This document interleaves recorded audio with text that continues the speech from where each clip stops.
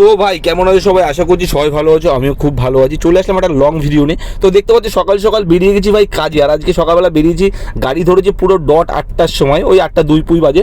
তো ওই সময় আমি ভাই গাড়ি ধরেছি, আর গাড়ি চালাবো হচ্ছে বিকেল 7টা অবধি, ঠিক আছে? তো এর মধ্যে দেখবো কত টাকা কি আর্নিং করা যায় কলকাতায় ভাই ক্যাব চালিয়ে। তো ভিডিওটা লাস্ট অবধি দেখো। তো এই ভিডিওর মধ্যেই আমি তোমাদের মানে একটা আইডিয়া দিয়ে দেবো যে মানে ক্যাব চালিয়ে ভাই মানে এইটা ভাড়ার গাড়ি, তো এই সিস্টেমে গাড়ি চালিয়েও কীরকম কি আর্নিং করা যায়। প্রথমেই বলে দিই, গাড়ি ভাড়া হচ্ছে 600 টাকা, আর তোমার ধরো গ্যাসের যা খরচা আছে সেটাও তোমার ওই গড়ে 600 টাকা, মানে 600-1200 টাকা হচ্ছে খরচা সারাদিনের।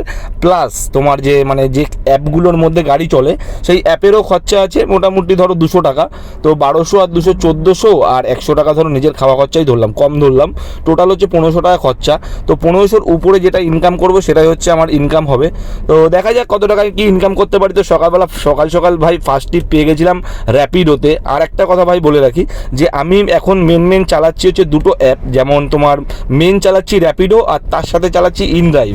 কারণ ইনড্রাইভ আমি আগে বেশি চালাতাম, আর ইনড্রাইভে এখন ভাই প্রচণ্ড কমিশন কাটছে। আজকে সকালবেলা আমি আজকের কথাই বলছি, আজকে সকালবেলা একটা আমি ট্রিপ নিয়েছিলাম ইনড্রাইভে। তো ফেয়ার ছিল 700 টাকা। তো ড্রপ করার পরে আমি দেখতে পাই যে ওখান থেকে কমিশন কেটে নিয়েছে 85 টাকা ভাই। তো এই জন্য আমি এখন ইনড্রাইভ চালাচ্ছি না। এটা আজকের কথা বললাম। আর এই দিন ভাই আমি যা কাজ করেছি সেটা আমি তোমাদের এখন বলছি। ফার্স্ট ট্রিপ আমি যেটা নিয়েছিলাম সেটা হচ্ছে তোমার বিরাটি থেকে পিক আপ করেছিলাম, আর তোমার ড্রপ করেছিলাম লেক টাউনে। ওই মোটামুটি 12-13 কিলোমিটার ডিস্টেন্স ছিল, এসি রাইড ছিল। আর মোটামুটি আমি তোমার ফেয়ার পেয়ে গেছিলাম 348 টাকা, ধরো 350 টাকায় ফেয়ার পেয়েছিলাম। তো লেক টাউনের মতো জায়গায় ভাই বেশিক্ষণ ওয়েট করতে হয় না কোনো ভাড়া নিয়ে গেলে। তো ওখান থেকে ভাই আমি ফটাফট সেকেন্ড বুকিংও পেয়ে যাই। সেকেন্ড বুকিংও র্যাপিডোতে ছিল, আর ড্রপ করেছিলাম সেকেন্ড বুকিং তোমার হাওড়া স্টেশনে ভাই। হাওড়া স্টেশনে ড্রপ করার পর আমি ডাইরেক্ট ঢুকে যাই পার্কিংয়ে। তো ফেয়ার এসেছিল 400 টাকা লেক টাউন থেকে হাওড়া স্টেশনের। এটাও ভাই এসি বুকিং ছিল। তো নিয়েছি ভাই, 15 কিলোমিটার মতো ডিস্টেন্স ছিল। তো ওখানে ড্রপ করে আমি ঢুকে যাই ডিরেক্ট পার্কিংয়ে। আর ভাই পার্কিংয়ে ঢুকে গেলে হাওড়া স্টেশনে এটাই একটা প্রবলেম হয়ে যায়, বুকিং যদি না নিয়ে আগে থেকে আমি পার্কিংয়ে চলে যাই, তো ভাই পার্কিংয়ের থাকা অবস্থায় বুকিংটা নিতে একটু চাপ হয়ে যায়। কেননা পছন্দ মতো বুকিং না হলে ক্যান্সেল হয়ে যায়, বা কাস্টমারও সেরকম মানে পাওয়া যায় না, এটা হচ্ছে সমস্যা। তো যাই হোক, আমি পার্কিংয়ে ঢুকে মোটামুটি ভাই 1 ঘন্টা 40 মিনিট মতো ওয়েট করার পরে একটা বুকিং পাই। সেটা তোমার ড্রপ ছিল হচ্ছে সোদপুরে ভাই। সোদপুরে ড্রপ ছিল হচ্ছে 620 টাকা মতো ফেয়ার এসেছিল, ওই 625 টাকা মতো। তো যাই হোক, এটাও তো আমি নিয়েছিলাম হচ্ছে র্যাপিডোতে। আর র্যাপিডোতে ভাই বুকিং কি বলো তো, ওরকম ইনড্রাইভের মতো দাম দর করতে হয় না। যেটা তোমার কাছে আসে যদি পছন্দ হয় তো তুমি সেটা অ্যাকসেপ্ট করে নিতে পারো। তো ওই জন্য আমি নিয়েছিলাম হচ্ছে অনেকক্ষণ, আর মোটামুটি 1 ঘন্টা 40 মিনিট ওয়েট করার পরেই বুকিংটা পেয়েছিলাম। আর হাওড়া স্টেশনে ভাই পিক আপের মানে পার্কিংয়ের টাইম হচ্ছে 2 ঘন্টায় 70 টাকা। আর এই 70 টাকা হচ্ছে তোমার র্যাপিডোতে মানে বুকিংয়ের সাথে ভাড়ার সাথে অ্যাড করা থাকে। তো এটা আলাদা করে আর কাস্টমারের কাছে চাওয়ার কিছু নেই। তো ইনড্রাইভে আবার সম্পূর্ণ আলাদা। যেমন ইনড্রাইভে ভাই তোমার বুকিংয়ের যে ফেয়ারটা থাকে ওটার সাথে তোমার আর কি পার্কিংটা অ্যাড থাকে না, ওটা কাস্টমারের কাছ থেকে আলাদা করে নিতে হয়, মানে পে করতে হয়। তো যাই হোক, আমি ওখান থেকে কাস্টমারকে মানে ড্রপ করে দিই সোদপুরে। আর সোদপুর থেকে আমি তারপরে একটা ভাই লং ট্রিপ পেয়ে যাই। আর সকালবেলা ভাই গাড়িতে গ্যাস ফুল নিয়ে বেরিয়েছিলাম, তো আর গ্যাস ভরারও কোনো টেনশন নেই। তো মোটামুটি দেখবো যে কীরকম কি আর্নিং হয়। আমার ইচ্ছে আছে আজকে 3000 টাকা প্লাস আর্নিং করার। এবার সেটা দেখবো যে কতটা করতে পারি। তো এখন অব্দি মোটামুটি আর্নিং হয়েছে। তো আমি লাস্ট এই পরে যে ট্রিপটা পেয়েছিলাম সোদপুর থেকে সেক্টর 5-এ, সেই বুকিংটাও ভাই যথেষ্ট ভালো বুকিং ছিল। আর এটাও ছিল হচ্ছে র্যাপিডোতে, এসি ক্যাব প্রায়োরিটি বলে একটা আছে। এই বুকিংটার এই ক্যাটাগরির যে বুকিং আছে এইগুলোতে একটুখানি ফেয়ারটা বেশি দেয় অন্যান্য বুকিংয়ের তুলনায়। তো ভাই কাস্টমারকে নিয়ে যায় হচ্ছে সেক্টর 5-এ। আর সেক্টর 5-এ ড্রপ করার পরে ভাই ফেয়ার চলে আসে প্রায় 580 টাকার কাছাকাছি।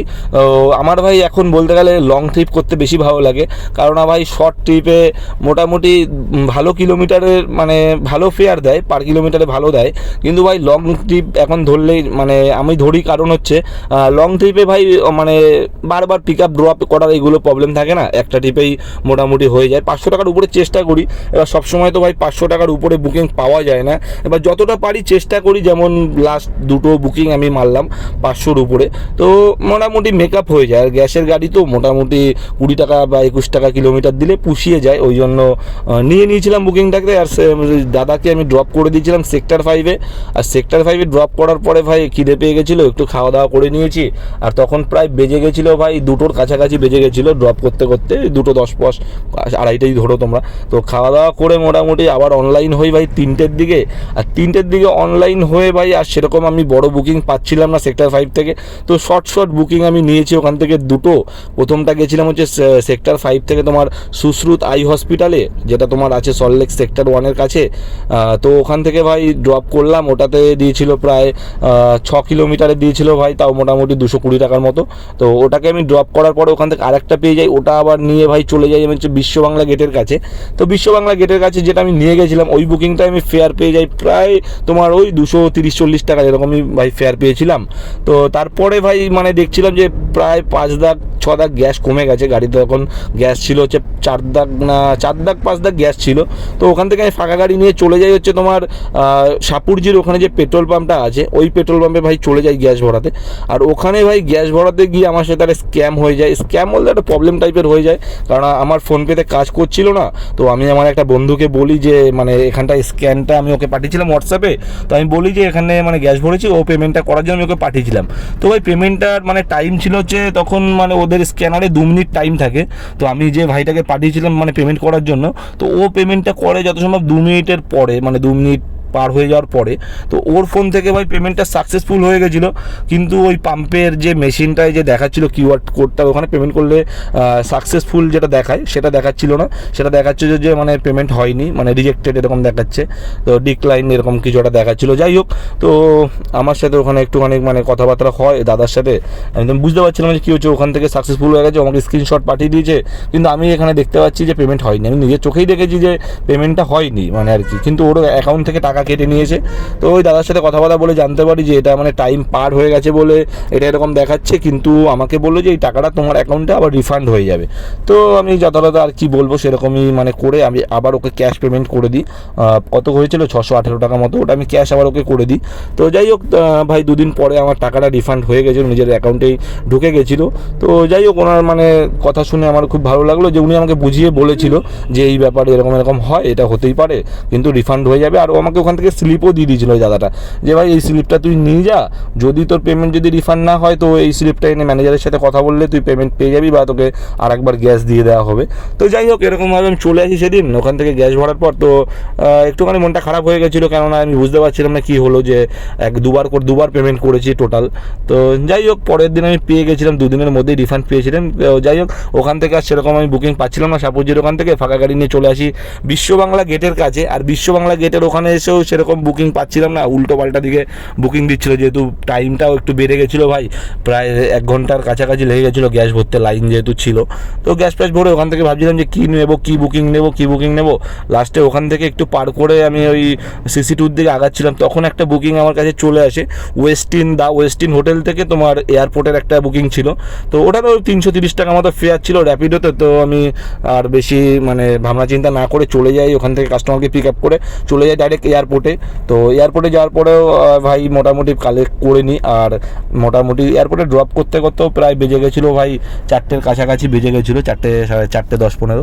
তো যাই হোক, ওখান থেকে এয়ারপোর্ট থেকে আর কি বুকিং নেবো ভাবছিলাম। তারপরে টুকটুক করে দুটো ভাই আবার ছোটো ট্রিপ আমি মারি ওখান থেকে, কেননা 7টার মধ্যে গাড়ি গ্যারেজ করতে হবে, উল্টো পাল্টা দিয়ে গেলে হবে না। তো ওই জন্যই ভাবছিলাম যে মানে কি মারবো। তো ছোটো বুকিং দিচ্ছিলো এয়ারপোর্ট থেকে, একটা দিল তোমার হচ্ছে মন্দির মসজিদ গলিতে, ওই 200 টাকার মতো, 210 টাকার মতো। তো আমি নিয়ে চলে যাই ভাই মন্দির মসজিদ গলিতে, ড্রপ করে 210 টাকা কালেক্ট করে নিই। তারপর আরেকটা ট্রিপ পাই, সেটা হচ্ছে তোমার স্টার মল, যেটা হচ্ছে ফেয়ার ছিল তোমার 280 টাকা। তো এই সব বুকিংগুলো আমি র্যাপিডোতে নিয়েছিলাম। আর লাস্ট যে আমি ট্রিপটা নিয়েছিলাম ভাই, আমি হচ্ছে তোমার স্টার মলের থেকে একটু ক্রস করে যে নারায়ণী হসপিটালটা আছে, ওখান থেকে আমি লাস্ট বুকিংটা নিয়েছিলাম, যেটা ছিল তোমার সোদপুরের ওখানটা, সোদপুরের সিগন্যালটার আগে, মানে ওই সোদপুর ব্রিজটা ক্রস করে জাস্ট বাঁদিকে শ্রীনিকেতন আছে, ওখানটায় ড্রপ করেছিলাম। আর ওই ফেয়ারটাও ভাই আমার কাছে ছিল প্রায় 350 টাকার মতো। তো ভাই টোটাল আমার এই দিন ভাই ভালো কাজ হয়ে গেছিলো মোটামুটি। তো আর বেশি আমি ঘোরাফেরা না করে ভাই গাড়িটা ডিরেক্ট গ্যারেজ করে দিই। আর টোটাল কত টাকার কাজ হয়েছে সে, আর টোটাল কত কিলোমিটার গাড়ি মানে চলেছে, টোটাল সেদিন গাড়ি চলেছিল ভাই তোমার প্রায় 170 কিলোমিটার মতো গাড়ি চলেছিল। তার মধ্যে আমি ধরো ফাঁকা চালিয়ে ফেলেছিলাম প্রায় 15 কিলোমিটারের কাছাকাছি। আর কি বলবো, মোটামুটি ভাই ভালোই ইনকাম হয়ে গেছিলো। তার মধ্যে তোমাদের আমি বলে দিয়েছি যে খরচা কী ছিল, আমি কত টাকা খরচা করেছি, বা কি একটা খরচার গড় হিসাবে আমি তোমাদের দিয়ে দিয়েছি, মানে যে এটাই ভাই এরকমই খরচা হয়। কেন গাড়ি ভাড়া 600, আর গ্যাস ভরতে হয় ভাই 600 টাকার, আর রিচার্জে আছে 200 টাকা। ওই কোনো সময় ভাই অফার পেলে 200 কমও লাগে, আবার কখনো 100 টাকা বেশিও লাগে, খাওয়া দাওয়ার খরচা, এগুলো বলা যায় না। তো যাই হোক, ভিডিওটা ভালো লাগলে লাইক করে দিও। দেখা হচ্ছে তোমাদের